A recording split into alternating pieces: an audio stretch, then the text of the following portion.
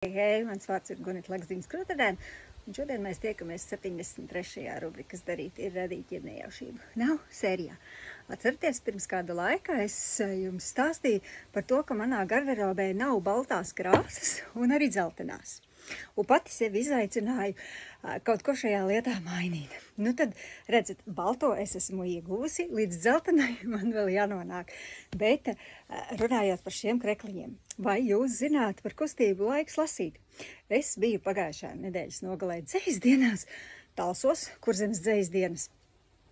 Un visi teica, cik mums ir forši krekliņi, bet neviens nebija dzirdējis neko par tādu kustību. Un tad vēlos jums īsumā pastāstīt, ka tā ir rakstnieces Ingas Grensbergas iniciēta kustība par to ar vēstījumu, ka laiks lasīt ir visiem, vienmēr un jebkurā vietā. Un tā tas arī ir. Un lai šo kustību popularizētu, tad ir izveidota mājaslapa www.laikslasīts.lv, arī Instagram profils @zīmīte un Laiks lasīt. Ja jūs nezināt neko neesat dzirdējuši, droši piesakojiet un lasiet grāmatas, jo tā ir visbrīnišķīgākā izklaide. Nu ko, tad tiekamies kādu citu reizi, kad es būšu atradusi savu dzelteno, vai līdz tam kādā citā pasākumā. Čau, čau!